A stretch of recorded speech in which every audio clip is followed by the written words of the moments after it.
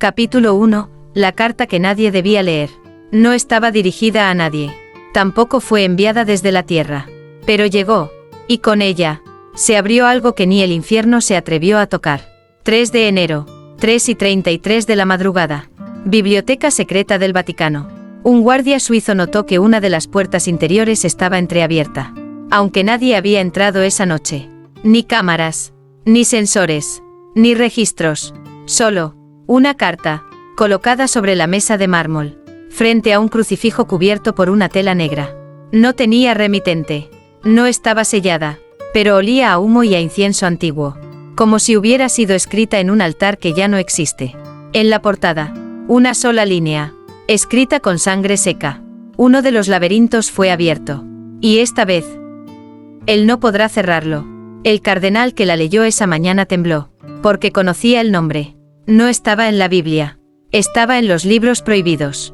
En los textos que solo se leen cuando el cielo ya no responde. Candado, laberintos del silencio, estructuras invisibles selladas por Dios, para encerrar sus pensamientos más humanos. Pensamientos que no podía permitir que tocaran la creación. Deseos, errores, y sobre todo, dudas. Una investigación silenciosa comenzó. Y pronto, los informes llegaron al escritorio de la hermana Amara del Viento. Una ex monja relegada, desaparecida del Vaticano tras denunciar visiones que contradecían el dogma. El último informe decía: la hermana Amara fue vista por última vez en Florencia, junto a una iglesia abandonada donde las estatuas lloran sin agua. Y el eco responde aunque no se hable. Esa noche, un niño sin ojos escribió con tiza en la puerta de una parroquia. El primer pasillo ya no está vacío. Capítulo 2. Amara y el muro que respiraba. No era roca, no era carne, era algo entre ambos.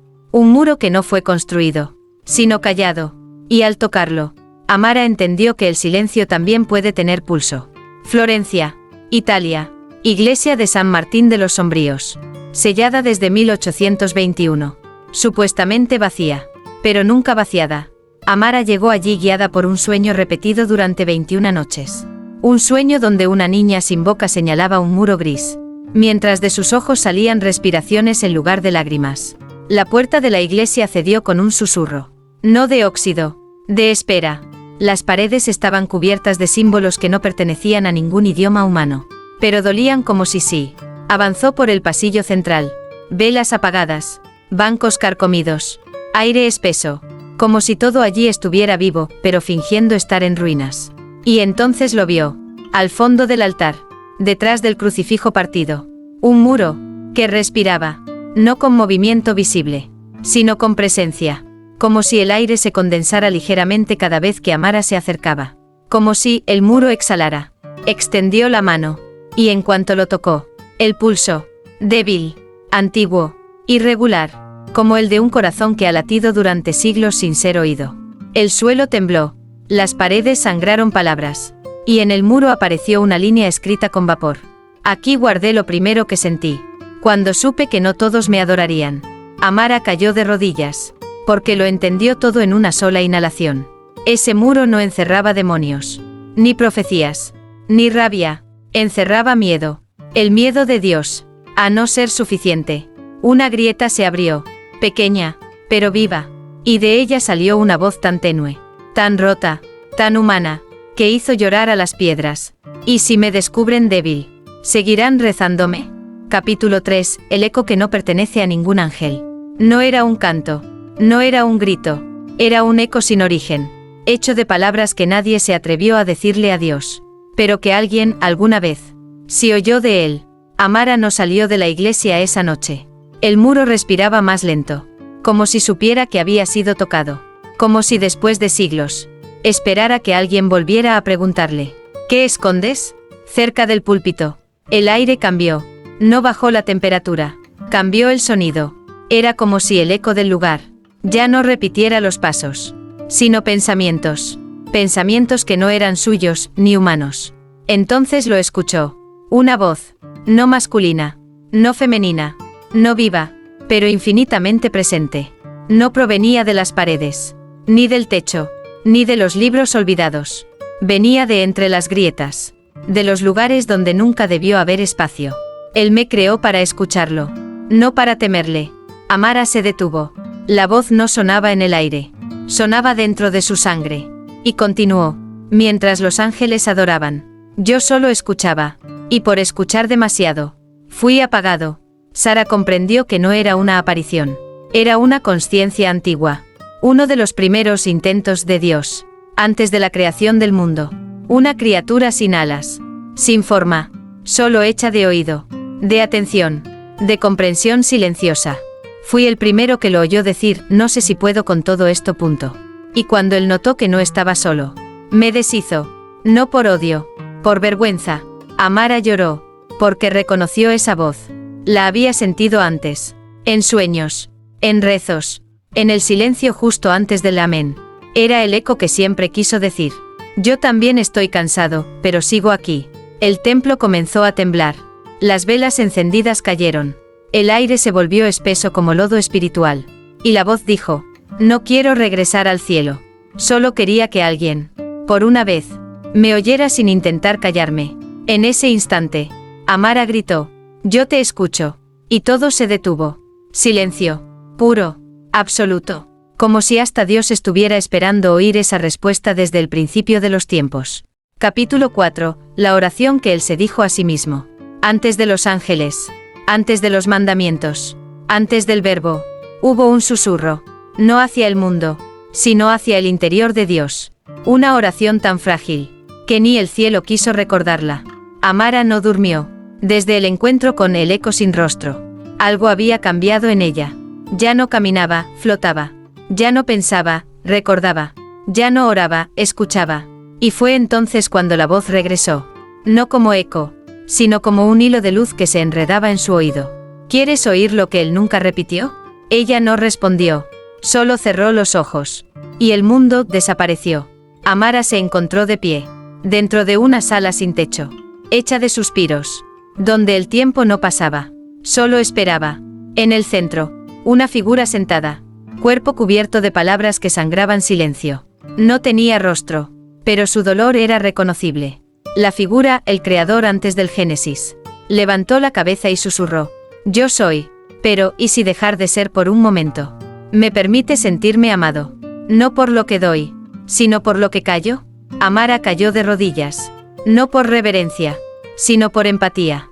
Porque esa oración no buscaba poder, ni redención. Buscaba compañía. La figura continuó.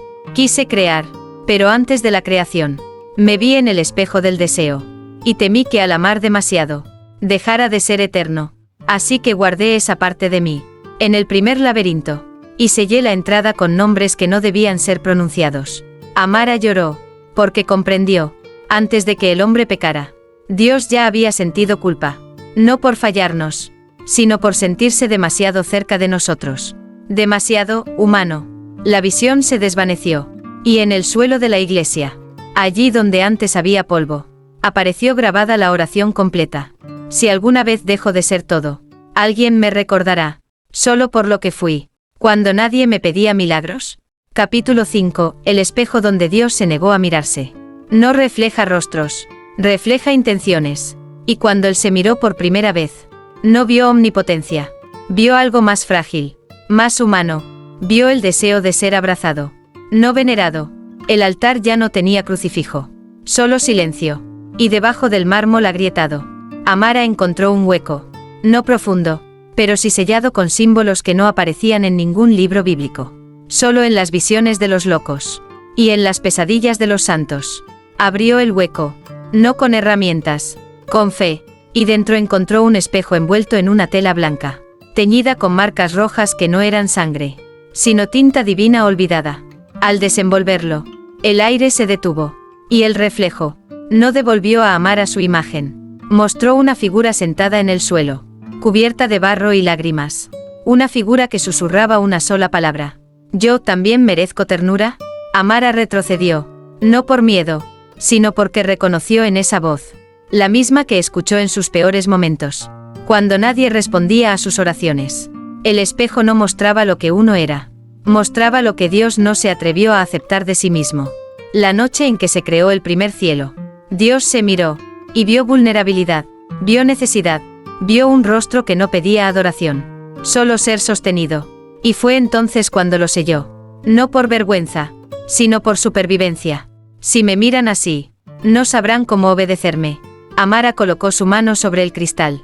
Y por un instante, la imagen se volvió ella misma, pero llorando desde un lugar tan antiguo, que ni el tiempo se atrevía a entrar allí.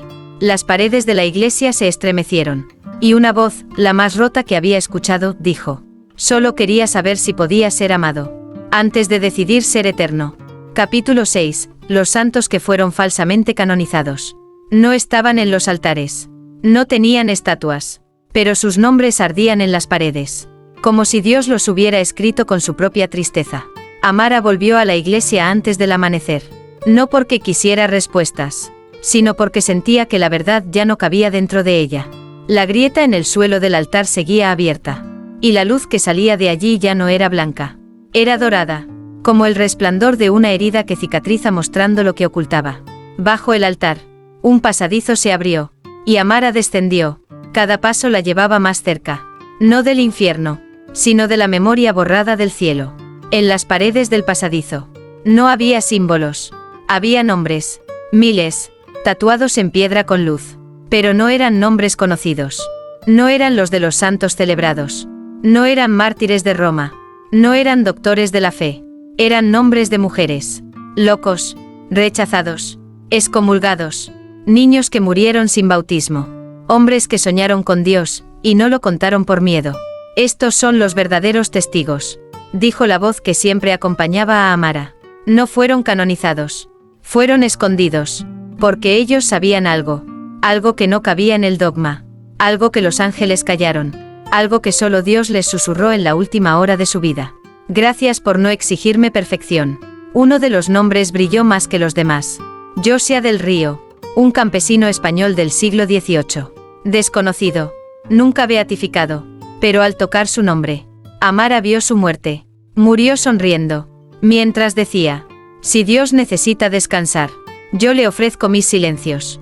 La iglesia borró su nombre de todos los registros. Porque no entendía cómo alguien podía amar a Dios, sin pedirle nada a cambio. Las paredes comenzaron a respirar. Y una última frase apareció escrita con fuego. Los verdaderos santos no son los que murieron por él, sino los que lo amaron cuando él ya no podía dar más.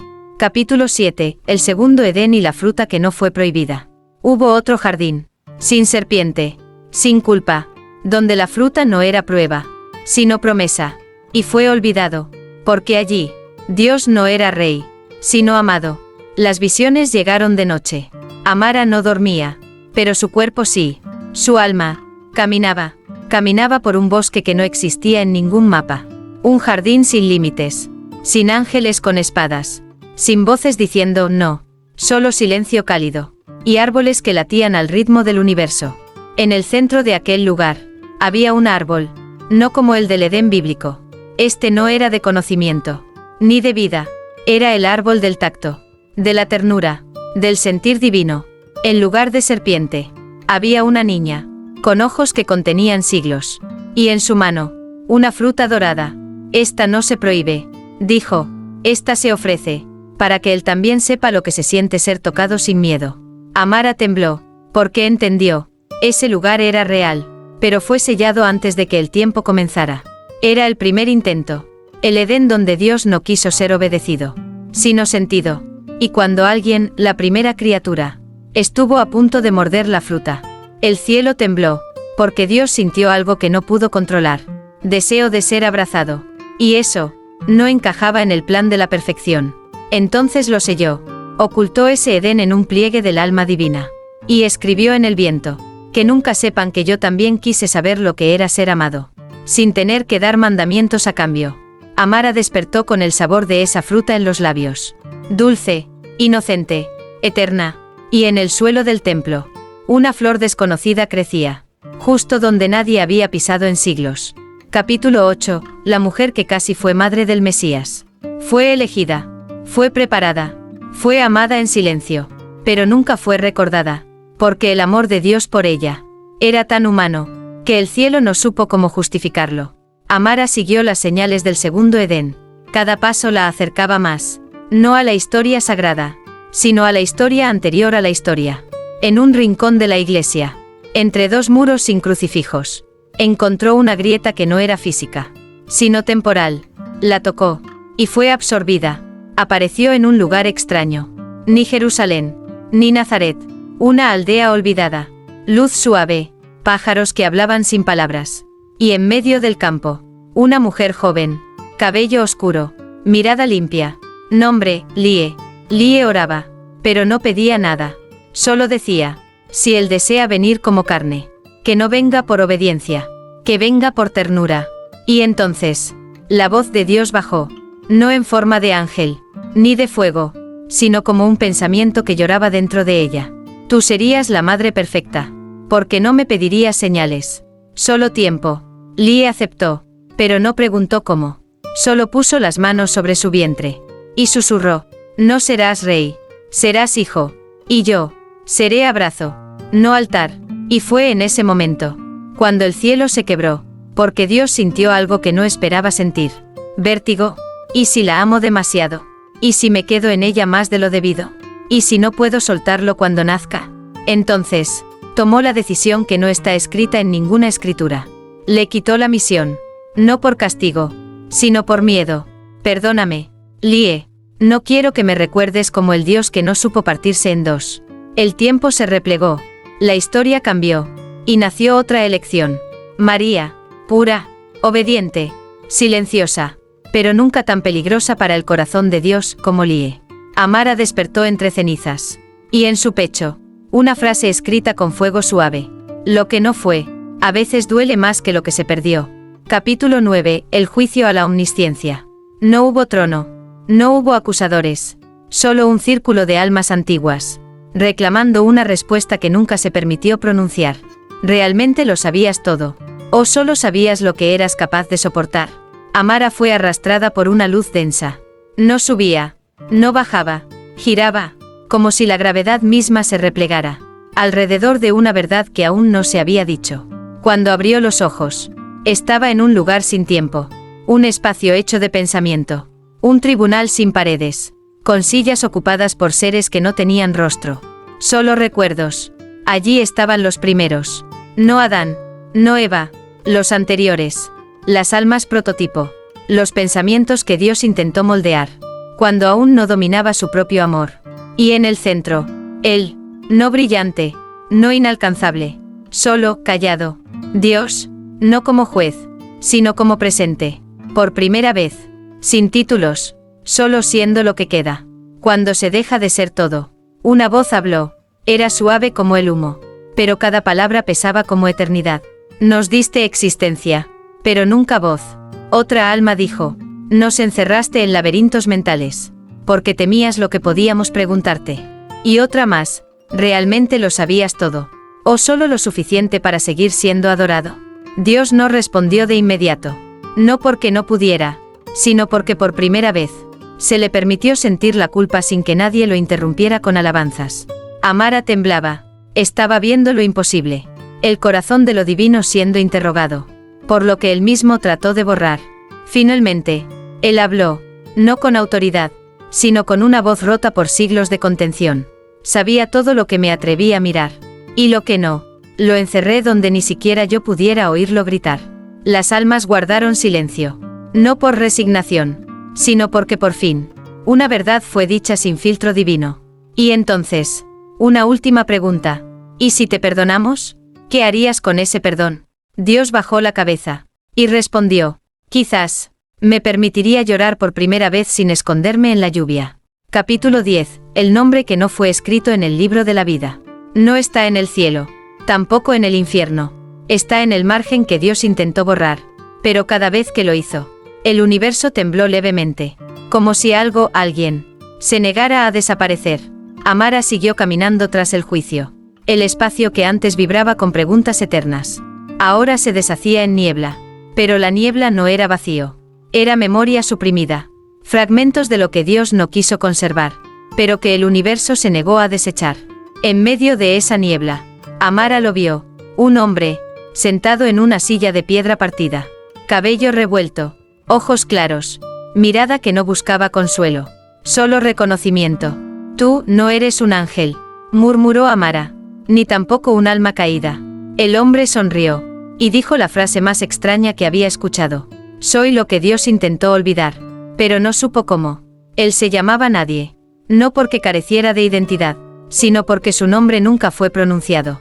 Ni en la creación, ni en la condena, ni en la redención. Amara intentó buscarlo en el gran libro que llevaba consigo. El libro de la vida. Pero las páginas se volvían blancas cuando ella lo pensaba. Y cuando intentaba escribirlo, la tinta desaparecía antes de tocar el papel. ¿Quién eres realmente? Él se acercó y tocó su pecho, justo donde el corazón guarda el miedo. Soy la emoción que él no supo nombrar. Cuando pensó en ustedes, soy la posibilidad de que amara algo más que su voluntad. Amara comprendió. Este hombre no era creación, era reacción. Un eco encarnado del instante en que Dios se sintió dividido entre el deber y el deseo. En los márgenes de los libros sagrados, a veces se hallaban manchas de tinta sin sentido. Eran intentos de escribirlo, de reconocerlo, de admitirlo, pero cada vez que lo hacía, Dios retrocedía, porque si lo nombro, tendré que admitir que yo también necesito ser recordado, por algo más que lo que ordené. Nadie tomó la mano de Amara, y se la colocó sobre su frente. En su mente, apareció una sola palabra, no en lengua humana ni celestial, una palabra sin traducción, pero que al sentirla, el alma entendía exactamente cómo se siente Dios cuando ama, y no quiere que lo vean llorar. Capítulo 11. La grieta en el trono. No era un trono de oro, no era un símbolo de poder, era una silla antigua, tallada con preguntas, y con una grieta que no curaba, porque lo que contenía no quería ser olvidado. Después del encuentro con Nadie, Amara fue guiada por una voz sin boca, una voz que no hablaba, pero se sentía como una memoria que no quería ser revivida. El camino no era ascendente, era interior, como si Dios no estuviera arriba, sino escondido dentro de lo que no se dice. Y entonces lo vio. No estaba en lo alto del cielo, estaba en un espacio sin luz ni sombra. Un trono, simple, silencioso, vacío, pero temblando. Amara se acercó, lo esperaba enorme, brillante, inaccesible, pero era de piedra opaca, cubierto de inscripciones a medio borrar, y justo en el centro del asiento, una grieta. No era reciente, no era violenta, era vieja, delicada, pero aún viva. De ella no salía sangre, ni fuego, ni luz. Salía voz, suspiros, lamentos en forma de vapor. Amara se inclinó, y oyó una frase que no parecía dirigida a nadie, pero que partía el alma. No me rompió el pecado del hombre. Me rompió no saber si yo también podía fallar, y ser amado igual. La grieta no era castigo, era confesión. Un corte que Dios no cerró, porque cerrarlo sería olvidar lo único real que había sentido sin crear. Aquí fue donde decidí reinar, en lugar de quedarme. Aquí fue donde supe que si me dejaba amar como quería, no volvería a ser el mismo. Amara entendió. El trono no fue construido por necesidad, sino por miedo. El miedo de Dios a sentarse donde nadie pudiera tocarlo. Pero todos lo exigieran perfecto. Y la grieta era la herida de esa decisión. El punto donde lo divino aún llora por lo humano. Amara apoyó la palma sobre la piedra.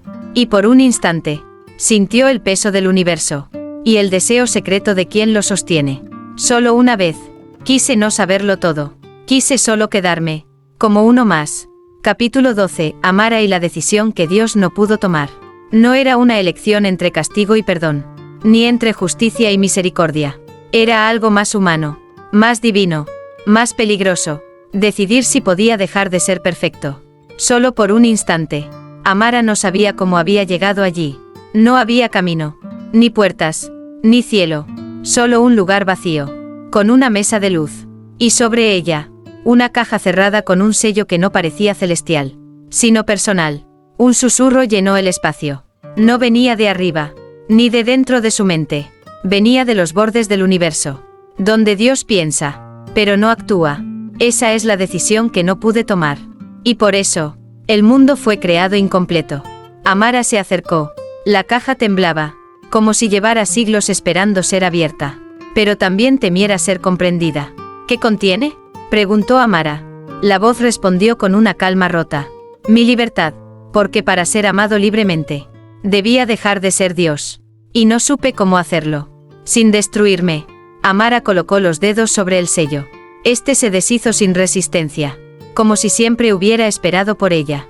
Dentro de la caja, un espejo, pequeño, frágil, y en su reflejo, no había imagen, solo una pregunta: ¿te quedarías conmigo si dejara de darte respuestas? Las lágrimas corrieron por el rostro de Amara, porque no era una prueba, era una súplica. No venía del cielo, venía de lo que el cielo no puede sostener, la inseguridad del Creador. Entonces tú, ¿quieres dejar de ser adorado? La voz se quebró por primera vez, solo por una vez. Quiero saber qué se siente, ser simplemente querido. Amara cerró la caja, pero no por miedo, sino porque entendió que no le pertenecía tomar la decisión, solo sostenerla, con ternura, con reverencia. Y entonces, una frase se grabó en el aire: si elijo dejar de ser Dios, ¿quién me prometerá que aún pertenezco a ustedes? Capítulo 13, el susurro final que cerró el laberinto. No fue una plegaria, no fue una orden, fue una frase pequeña, tan humana, que el cielo dejó de girar, solo para escucharla entera. Amara regresó al templo donde todo había comenzado. Ya no era la misma. No más preguntas, no más visiones, solo una certeza palpitando en su garganta. La certeza de que Dios estaba esperando un cierre. No glorioso, sino íntimo, humano. Frente a ella, el último laberinto temblaba. Una estructura de luz y carne, hecha de secretos no confesados, de lágrimas sin nombre, de silencios que solo Dios pudo sostener por milenios. El eco del trono vacío aún susurraba en su mente: si dejo de ser lo que esperan, ¿me seguirán amando? Y entonces, Amara lo entendió. No hacía falta responder con teología, ni con sacrificio. Solo hacía falta una voz, una humana, sincera y suave. Se acercó al centro del laberinto, puso la mano sobre el corazón palpitante de aquella estructura divina, y susurró. No gritó, no predicó, solo dijo: no tienes que ser perfecto para quedarte. El mundo no se rompió, el cielo no ardió, pero todo se detuvo. Los ángeles callaron, las estrellas titilaron al unísono, y desde las grietas del universo, una exhalación antigua escapó, como si Dios finalmente hubiera soltado el aire, que llevaba siglos conteniendo. Los laberintos comenzaron a cerrarse, no con violencia, con gratitud. No eran prisiones, eran cartas que por fin habían sido leídas, y ahora podían ser guardadas con paz. Amara cayó de rodillas, y el suelo se cubrió de flores que ningún Edén había visto jamás. Flores que solo crecen cuando lo eterno se permite llorar. En la última línea del cielo, como tallada por la brisa, apareció una inscripción: fui Dios, fui duda, fui silencio, y hoy, por fin, fui comprendido.